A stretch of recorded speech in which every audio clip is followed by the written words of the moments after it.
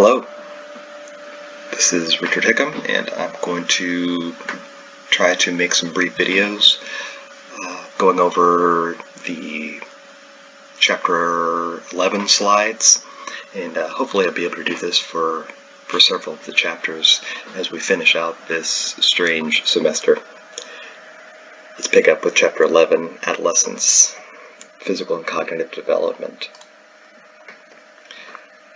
Some people would love to go back to their adolescence. Some of you are not out of your adolescence yet, but they see it as a wonderful time of exploration and excitement. And they even enjoyed school and loved being with their friends. There are others who you couldn't give them $1 million to go back to high school, that it was perhaps a miserable time, very, very difficult. Why is that? Why are so many people why is there such a divergence of attitude towards one's adolescence? Well, it's the way it's experienced, which is caused by many different factors. Some people experience adolescence as a wonderful buffer zone, a time when I'm not really a child anymore, but I'm also not really an adult, and I get this luxury of several years to be relatively irresponsible. I don't have family on my shoulders or other major responsibilities, but I also have more power as a person who can make my own choices and choose my own friends. Think of it as maybe if you know anything about trench warfare, there's the good guys trench on one side of the battlefield and the bad guys trench on the other side of the battlefield. Every once in a while, the good guys would jump out of their trench and run towards the bad guys' trench to try to take it over and thus gain a little ground. Well, while they were running towards the trench, they were being shot down and mowed down by the enemy. It was a horrible place to be. It was called no man's land. I think life expectancy while running across no man's land was maybe 2% of individuals would survive in most circumstances.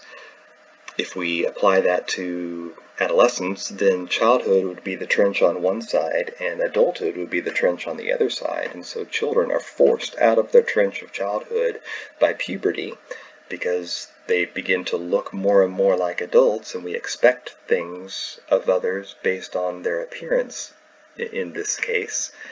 So they're running across no man's land towards the trench of adulthood, where there's relative safety in their eyes, all the while they're exposed to comments and critiques and criticisms from others. Some experiencing that very negatively, some experiencing that as just added pressure. So puberty is the biological process that forces me out of the trench. Adolescence is my experience of going through puberty. Consider this group of kids over here. Well, first consider the younger group. I can't imagine a case where I would toss my keys to one of these small children and say, "Hey, would you drive to 7-Eleven and give a Slurpee for me?" I also can't imagine trusting any of them to watch my newborn child for any amount of time. However, over here with the group of older kids, I can imagine that I might know one of them well enough that I could trust them with my car, or I might believe that one of them could easily be trusted with my newborn child for a couple of hours. I don't know any of these children, and I don't know any of these adolescents. What am I basing my decisions on? What they look like, how they look. These kids look relatively inexperienced, these kids look more experienced, and my expectations on the adolescents are based on physical appearance. Not every one of these adolescents is even as mature as one or two of these children. However, my perception is they should be. And that's where critiques come. That's where criticisms often come from.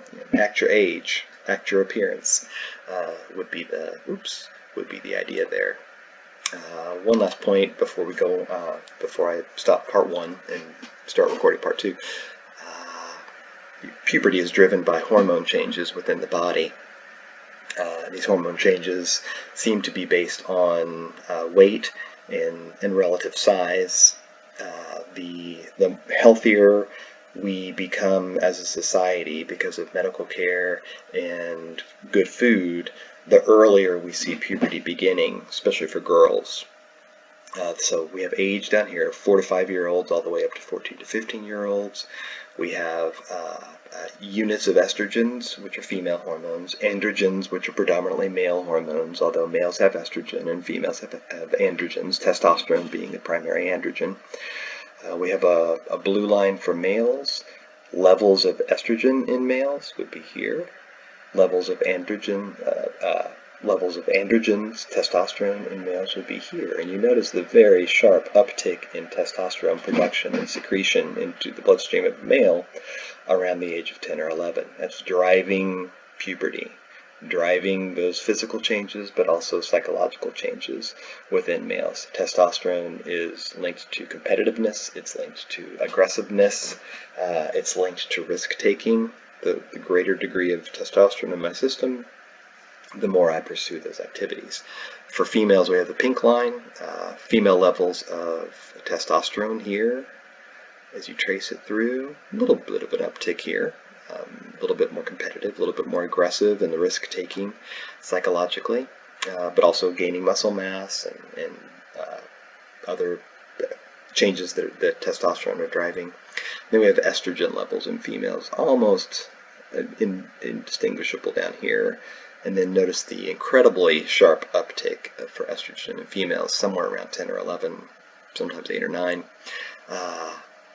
Estrogen creates the female body. It drives a young child to become just what we know females become, driving their development, their curvaceousness, their fat content goes up, gets their body ready to procreate, gets their body ready to carry a child. And this little fluctuation here doesn't always happen at this point. In fact, it probably happens weekly to monthly. This huge fluctuation in estrogen in females. Estrogen, once it makes its way to the brain, creates emotional lability, L-A-B-I-L-E. Labile means rapidly changing. So the greater the degree of estrogen high versus low means when I'm on the high, I'm highly excitable. I'm very, very sensitive to criticism.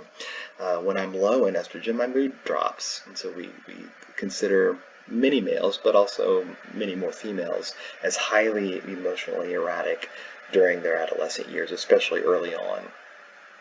They can be super happy one moment, and then one comment crashes their self-esteem, crashes their mood the next.